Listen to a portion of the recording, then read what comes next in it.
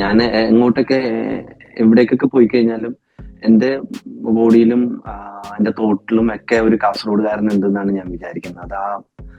ആ അവിടുത്തെ ആ കൾച്ചറൊക്കെ എന്റെ എല്ലാറ്റിലും ഉണ്ട്, ചലനങ്ങളിലും. നടനായി മാറാനുള്ള കാരണം എന്ന് വെച്ച് കഴിഞ്ഞാല്, ഉം, ഞാൻ സിനിമകളിൽ അഭിനയിച്ചിട്ടുണ്ടെന്നുണ്ടെങ്കിലും ഞാൻ ഒരു ആക്ടിങ് കുറച്ചും കൂടി സീരിയസ് ആയിട്ട് എടുക്കാം എന്ന് തോന്നിപ്പിച്ചത് എനിക്ക് ദർശനയും റോഷൻ മാത്യു ആണ്. ദർശൻ അരവിന്ദൻ, റോഷൻ മാത്യു.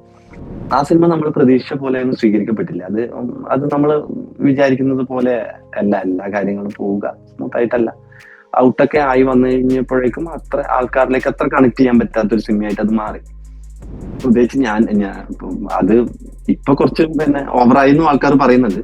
ഞാനും കൂടി ശ്രദ്ധിക്കേണ്ട കാര്യമാണത്. ക്വർക്കിനെസ് തന്നെയാണ് എല്ലാ ക്യാരക്ടേഴ്സിലും കൂടുതലായിട്ടുള്ളത് എന്നൊക്കെ പറയുന്നു.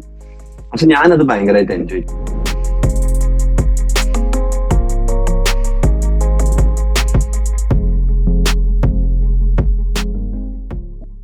Hi Rajesh Madhavan, welcome to screen. Thank you Andrew. രാജേട്ടാ, ഞാൻ ഒരു വളരെ ചെറിയൊരു കാലയളവിനുള്ളിൽ തന്നെ ജനങ്ങളുടെ മനസ്സിൽ ഒരു ഇടം നേടാനായിട്ട് ഇതിനോടകം സാധിച്ചിട്ടുണ്ട്.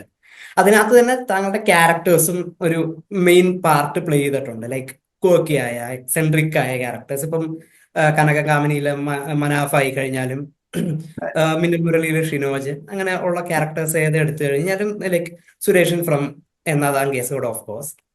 ആ ഒരു റേഞ്ചിൽ ഏറ്റവും എക്സ്ട്രീം പോയിന്റ് നിൽക്കുന്ന ഒരു ക്യാരക്ടറാണ് മരണമാസിലെ അതെ സീരിയൽ. അതെ അതെ. അപ്പൊ ആ ക്യാരക്ടർ ചെയ്യുമ്പോൾ എന്തായിരുന്നു ഏറ്റവും ഇത്തരം ക്യാരക്ടേഴ്സ് വളരെ അനായാസം ചെയ്തിട്ടുണ്ടെങ്കിൽ പോലും ഇതിലേക്ക് വന്നപ്പോഴത്തേക്കും പെർട്ടിക്കുലർലി ചാലഞ്ചിങ് ആയിട്ട് തോന്നിയത് എന്തായിരുന്നു? എനിക്ക് ഇങ്ങനെയുള്ള ക്യാരക്ടേഴ്സ് തന്നിട്ടുള്ളതൊക്കെ ഭയങ്കര ടാലന്റഡ് ആയിട്ടുള്ള ഡയറക്ടേഴ്സ് ആണ്. അപ്പോ അവരെ വിശ്വസിച്ചിട്ടാണ് ഇങ്ങനെ കുറച്ച് കോർക്കിനെസ് കൂട്ടിയിട്ടും ഒക്കെയുള്ള ക്യാരക്ടേഴ്സ് പ്ലേ ചെയ്യുന്നത്. ആക്ച്വലി ശിവൻ എന്റെ വളരെ അടുത്ത സുഹൃത്താണ്. അപ്പോ നമ്മളിങ്ങനെ ഇരിക്കുമ്പോൾ പിന്നെ കുറച്ച് ഒരു സൈക്കോ തരമൊക്കെ ഉള്ള ഒരു ക്യാരക്ടറൊക്കെ പിന്നെ രാജേഷിനെ കൊണ്ട് ചെയ്യിക്കണം എന്നൊക്കെ ഉള്ളത് ശിവൻ പണ്ടേ പറയുമായിരുന്നു. അങ്ങനെ അത് അറിയാതെ ശിവന്റെ ആദ്യത്തെ പടത്തില് അങ്ങനെ ഒരു ക്യാരക്ടറിനായിട്ട് എന്താ വരാൻ പറ്റിയെന്ന് പറയുന്നത് ഭയങ്കര സന്തോഷം. പിന്നെ ശിവനായതുകൊണ്ട് ഭയങ്കര സ്വാതന്ത്ര്യമുണ്ട് നമുക്ക്, ഞങ്ങൾക്കിടയിൽ ഭയങ്കര ഒരു സ്വാതന്ത്ര്യമുണ്ട്. അപ്പൊ അതുകൊണ്ട് എനിക്ക് മാക്സിമം അങ്ങനെ എന്താ അതിനെ മാക്സിമം അങ്ങോട്ട് തള്ളി കയറ്റാൻ പറ്റി. അതാണ് ഇതിന്റെ ഒരു ഭയങ്കര സന്തോഷമുണ്ട്. പിന്നെ ഈ പ്രത്യേകിച്ച് മരണമാസം എന്ന് പറഞ്ഞ സിനിമയിൽ വർക്ക് ചെയ്തതില് ബേസിലും സുജിത് സണ്ണിയും സുരേഷ് ഏട്ടനും പിന്നെ ടൊവിനോ പ്രൊഡ്യൂസ് ചെയ്യുന്നു. അങ്ങനൊരു സിനിമയിൽ ഇങ്ങനെ ഒരു ക്യാരക്ടർ പ്ലേ ചെയ്യുമ്പോൾ അധികം എന്താ വലിയ കുഴപ്പമില്ലാതെ പോവും എന്നുള്ളൊരു വിശ്വാസം ഉണ്ടായിരുന്നു. വന്നതും വളരെ നന്നായിട്ട് ആൾക്കാർ എന്താ സ്വീകരിച്ചു. അതിൽ ഭയങ്കര സന്തോഷമുണ്ട്. ഈ ഇപ്പം ഇത്തരത്തിലുള്ള ഒരു ബ്ലാക്ക് കോമഡി സിനിമയിലേക്ക് വരുമ്പോൾ ഒരു മേജർ ആയിട്ടൊരു റിസ്ക് എനിക്ക് തോന്നിയേക്കുന്നത് എന്താണെന്ന് വെച്ച് കഴിഞ്ഞാൽ, നമ്മൾ എഴുതി വച്ചിരിക്കുന്നതിൽ വളരെ പ്ലെയിൻ ആയിട്ട് കിടക്കുന്ന ഒരു സാധനം നമ്മൾ കാരിക്കേച്ചേർഡ് ആയിട്ട് ചെയ്യേണ്ടി വരും. പ്രസന്റ് ചെയ്യുമ്പോഴത്തേക്കും വളരെ സീരിയസ് ആയിട്ടുള്ള സ്ഥലത്ത് അസ്ഥാനത്തുള്ള കോമഡി പറയേണ്ടി വരും.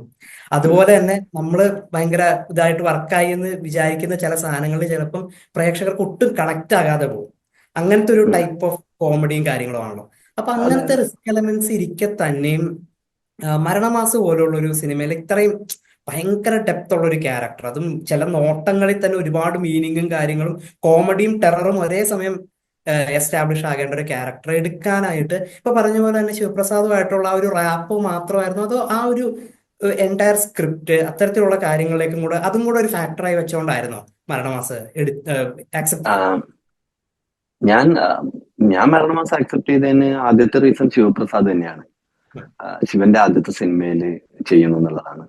പിന്നെ ഇങ്ങനെയുള്ള ക്യാരക്ടേഴ്സ് നമുക്ക് ഇങ്ങനെയുള്ള ക്യാരക്ടേഴ്സ് എങ്ങനെ എനിക്കെന്തോ അത് കുറെ അധികം കിട്ടിയിട്ടുണ്ട് എന്നല്ലാണ്ട് എല്ലാവർക്കും അതങ്ങനെ അങ്ങനെ കിട്ടുക ഭയങ്കര ആ, അങ്ങനെ ആർക്കും അങ്ങനെ കിട്ടാറില്ല എന്നാണ് എനിക്ക് തോന്നുന്നത്. എല്ലാവർക്കും ഈ മീറ്ററിലുള്ള ക്യാരക്ടേഴ്സ് കുറച്ചധികം എനിക്ക് കിട്ടി എന്നേ ഉള്ളൂ.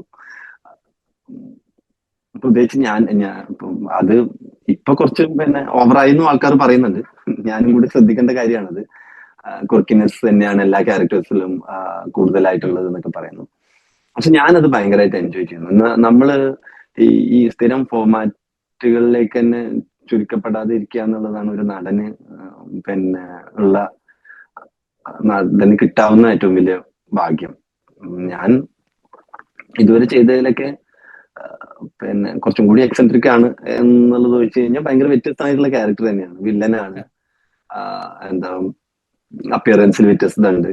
പിന്നെ ഞാൻ ഇതുവരെ ചെയ്യാത്ത പല കാര്യങ്ങൾ, ഫൈറ്റ് അടക്കമുള്ള കാര്യങ്ങൾ ഇതിൽ ചെയ്തിട്ടുണ്ട്. സ്റ്റൈലൈസ്ഡ് ഫൈറ്റ് ഇതുവരെ ചെയ്തിട്ടില്ല. അങ്ങനെയൊക്കെയുള്ള കാര്യങ്ങൾ കൊണ്ട് തന്നെ എനിക്ക് ഭയങ്കര എക്സൈറ്റഡ് ആയിരുന്നു ഞാൻ ഈ പടം ചെയ്യാൻ.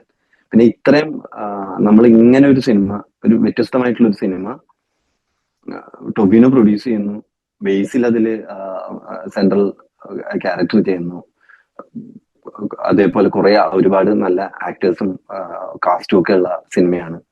അപ്പൊ ഇതങ്ങനെ മോശമാവില്ല എന്നുള്ള ഒരു ഉറപ്പും കൂടി ഉണ്ടായിരുന്നു ചെയ്യുന്നതിന് മുമ്പ് തന്നെ. സന്തോഷമായിട്ടാണ് ഇത് കംപ്ലീറ്റ് ചെയ്തത് ഇപ്പോഴും. ഇപ്പൊ ദീർഘകാലം മലയാള സിനിമയുടെ കണ്ണുകൾ ചെന്നെത്തിപ്പെടാതിരുന്ന ഒരു സ്ഥലമായിരുന്നു കാസർഗോഡ്, താങ്കളുടെ ജന്മസ്ഥലം.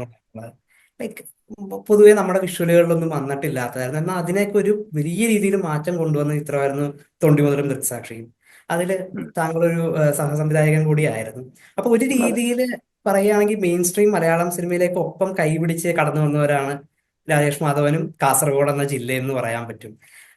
ലൈഫില് തൊണ്ടിമുതലും ദൃക്സാക്ഷിയും ഉണ്ടാക്കിയിട്ടുള്ള ഒരു സ്വാധീനം ആസ് എ ആക്ടർ മാത്രമല്ല ഞാൻ പറയുന്നത്, ഒരു ടെക്നീഷ്യൻ, ഒരു ഡയറക്ടർ എന്നുള്ള രീതിയിലൊക്കെ, അല്ലെങ്കിൽ ഒരു കാസർഗോഡുകാരൻ എന്നുള്ള രീതിയിൽ, അതായിരുന്നു ഒരു ടേണിംഗ് പോയിന്റ് എന്ന് പറയാൻ പറ്റുന്ന ഒരു ഫിലിം. അത് തന്നെയായിരുന്നു. ഞാനിങ്ങനെ കൊച്ചിയിൽ സിനിമ ആഗ്രഹിച്ചിട്ട് പോയി നിൽക്കുമ്പോ ഒരു സിനിമയുടെ പ്രൊഡക്ഷൻ ഒക്കെ നോക്കി. പിന്നെ രണ്ടാമത് പ്രൊഡക്ഷൻ സൈഡിൽ വർക്ക് ചെയ്തു. രണ്ടാമത് മഹേഷിന്റെ പ്രതികാരത്തിൽ അഭിനയിച്ചു. പിന്നെ അങ്ങനെ പിന്നെ 1-2 സിനിമകളിൽ ചെറിയ വേഷങ്ങൾ ചെയ്തു. പക്ഷെ അതുകൊണ്ട് എനിക്ക് ഒരു സിനിമ പ്രൊഫഷനായിട്ട് സ്വീകരിക്കാൻ പറ്റുന്ന രീതിയിലേക്ക് ഞാൻ ആയിട്ടുണ്ടായിരുന്നില്ല.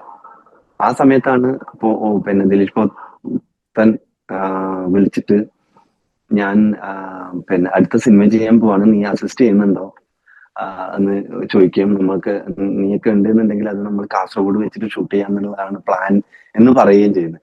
അത് ജീവിതത്തിലെ വലിയ ടേണിംഗ് പോയിന്റ് തന്നെയാണ്.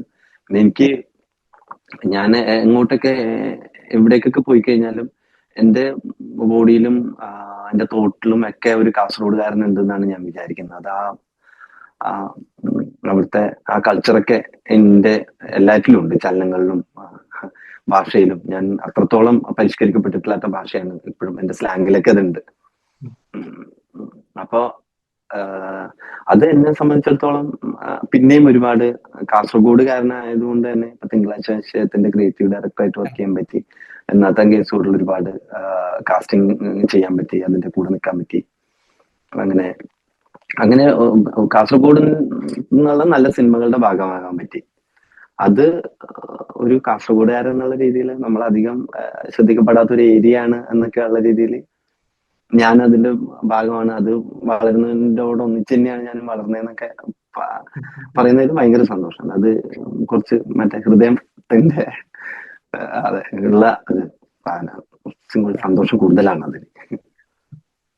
ഇപ്പം അത് പറഞ്ഞതിന് തന്നെ ഞാൻ കൊണ്ടുപോകട്ടെ. ഇപ്പൊ മഹേഷിന്റെ പ്രതികാരം ചെയ്തു, 1-2 ചിത്രങ്ങളൊക്കെ ചെയ്തു, അതിനുശേഷം മുന്നിലേക്ക് വന്നു. ഞാനൊരു പ്രേക്ഷകൻ എന്നുള്ള രീതിയിൽ ഞാൻ ഏറ്റവും അധികം വണ്ടറടിച്ച് പോയ ക്യാരക്ടർ കനകം കാമിനിയിലെ മനാഫ് തന്നെയായിരുന്നു. പക്ഷെ ഒരു ആക്ടർ എന്നുള്ള രീതിയിൽ രാജേഷ് ചേട്ടൻ എപ്പോഴാണ് സ്വയം ഓക്കെ ഞാനൊരു അഭിനേതാവായി എന്ന് തോന്നി, അല്ലെങ്കിൽ ആദ്യമായിട്ട് സ്വയം ഇംപ്രസ്ഡ് ആയ അല്ലെങ്കിൽ അറ്റ്ലീസ്റ്റ് ഓക്കെ ഞാൻ നന്നായിട്ട് ചെയ്തു എന്ന് തോന്നിയ ക്യാരക്ടർ ഏതായിരുന്നു? ഞാൻ എപ്പോഴും ഭയങ്കര ഇതാണ്. എന്റെ എല്ലാ സിനിമകളും ഇപ്പൊ കാണുമ്പോഴും എനിക്ക് ചെറിയ ചമ്മലൊക്കെ ഉണ്ടാവും. വളരെ അടുത്ത കാലത്താണ് ഞാൻ കുറച്ച് ചമ്മലില്ലാതെ എന്റെ സിനിമകൾ കാണാൻ പഠിച്ചിട്ടുള്ളത്. പക്ഷെ ഞാൻ നടനായി മാറാനുള്ള കാരണം എന്ന് വെച്ച് കഴിഞ്ഞാല്, ഞാൻ സിനിമകളിൽ അഭിനയിച്ചിട്ടുണ്ടെന്നുണ്ടെങ്കിലും ഞാൻ ഒരു ആക്ടിങ് കുറച്ചും കൂടി സീരിയസ് ആയിട്ട് എടുക്കാം എന്ന് തോന്നിപ്പിച്ചത് എനിക്ക് ദർശനയും റോഷൻ മാത്യു ആണ്. ദർശൻ അരവിന്ദൻ, റോഷൻ മാത്യു. ഞങ്ങളൊരു പ്ലേ ചെയ്തിരുന്നു, എ വെരി നോർമൽ ഫാമിലി എന്ന് പറഞ്ഞിട്ട്. അപ്പൊ ആ പ്ലേയില് എനിക്കൊരു ഒരു ക്യാരക്ടർ ഉണ്ടായിരുന്നു. ആ ക്യാരക്ടർ ഞാൻ പ്ലേ ചെയ്തതിന് ശേഷം, അല്ലെങ്കിൽ ആ പ്രോസസ്സ് നടന്നുകൊണ്ടിരിക്കുന്നതിന്റെ കൂടെ എന്നോട് ഇവര് പറഞ്ഞു രാജേഷ് എന്തായാലും അഭിനയിക്കണം കുറച്ചും കൂടി കൂടുതൽ എന്ന് എന്നോട് അവരാണ് പറഞ്ഞത്. അതാണ് എന്റെ കോൺഫിഡൻസ് എന്നാണ് തോന്നുന്നത്. അവരങ്ങനെ വെറുതെ പറയില്ല. എന്റെ വളരെ അടുത്ത ഉം. സുഹൃത്തുക്കളാണ്. വെറുതെ പറയില്ല. പിന്നെ ഇപ്പോഴും എന്റെ സിനിമകൾ കണ്ടിട്ട് എന്താ എന്നെ വിമർശിക്കാനൊക്കെ ഞാൻ അങ്ങനെ ഒരു ഓപ്ഷൻ ആയിട്ട് കൂടെയുള്ള രണ്ടാൾക്കാരാണ്. അവരാണ് എന്നെ ആദ്യമായിട്ട് പറഞ്ഞത്. പിന്നെ ദിലീഷ് പോത്തൻ ഓഫ് കോഴ്സ് പിന്നെ ഞാൻ പോത്തന്റെ കൂടെയാണ് വർക്ക് ചെയ്തൊക്കെ തുടങ്ങിയത്. അപ്പൊ പോത്തൻ തന്നെ ഒരു കാര്യത്തിനെ കുറിച്ച് നല്ലത് പറയുകയാണെന്നുണ്ടെങ്കിൽ അതെനിക്ക് ഭയങ്കര അത് വിശ്വാസമാണ്. നമ്മൾ വിശ്വാസത്തിലെടുക്കാവുന്ന കാര്യമാണ്. ഉം. അപ്പൊ തന്നെ എന്നോട് പറഞ്ഞിരുന്നു എന്താണ് അഭിനയം കണ്ടിന്യൂ ചെയ്യേണ്ടത് പക്ഷെ എന്നോട് പറഞ്ഞിരുന്നു. അത് ഞാൻ അങ്ങനെ തന്നെ എടുത്തിട്ടുണ്ട്. അതുകൊണ്ടാണ് ഇപ്പൊ ഇങ്ങനെയൊക്കെ ഇരിക്കുന്നതെന്ന് തോന്നുന്നു. ഇപ്പൊ വളരെ സാധാരണ നിലയിൽ നിന്ന് കയറി വന്നു, സിനിമ സ്വപ്നം കണ്ടു, പയ്യെ ഓരോ സ്വപ്നങ്ങളായിട്ട് ഇങ്ങനെ നേടിയെടുത്തു, നല്ല കഥാപാത്രങ്ങൾ ചെയ്യുന്നു. അങ്ങനെ ഇരിക്കുകയാണ് എന്നാ താൻ കേസുകോട് വന്ന് വലിയ രീതിയിലുള്ള ചർച്ചയാവുന്നതും സുരേഷിന്റെയും സുമലതയുടെയും കോമ്പിനേഷൻ ഭയങ്കരമായിട്ട് വർക്കാകുന്നു, അത് ജനങ്ങൾ ഏറ്റെടുക്കുന്നു. പക്ഷെ എന്നാൽ സുരേഷിന്റെ സുമലതയുടെയും ഹൃദയാരിയായ പ്രണയതയിലേക്ക് വന്നപ്പോഴത്തേക്കും ചിത്രം വേണ്ട രീതിയിൽ നിങ്ങൾ ആഗ്രഹിച്ചിരുന്ന പോലെ ശ്രദ്ധിക്കപ്പെടാതെ പോയി. അതൊരു ഹാർട്ട് ബ്രേക്ക് ഉണ്ടാക്കിയിരുന്നു.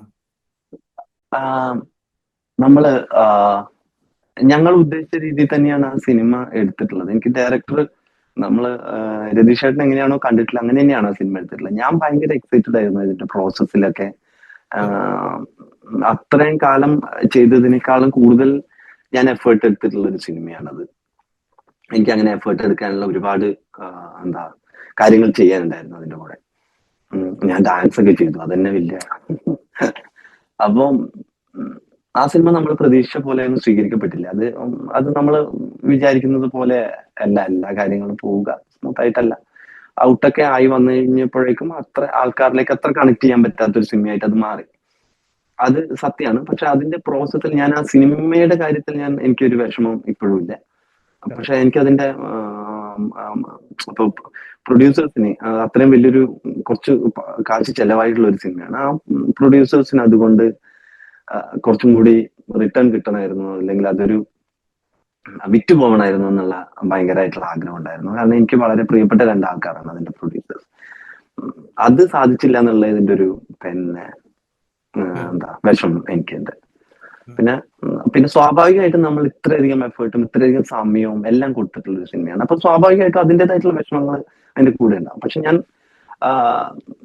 ഞാനൊരു നടനായി, ഞാൻ മറ്റേ നായക നടനായി അതിന്റെ ഫെയിമൊന്നും ഞാൻ അങ്ങനെ ആഗ്രഹിക്കുന്നില്ല സത്യമായിട്ടും. അപ്പോ അതുകൊണ്ട് എനിക്കത് എന്താ അങ്ങനെ ബ്രോക്കായി എന്നുള്ള രീതിയിൽ അങ്ങനെ തോന്നിയിട്ടില്ല.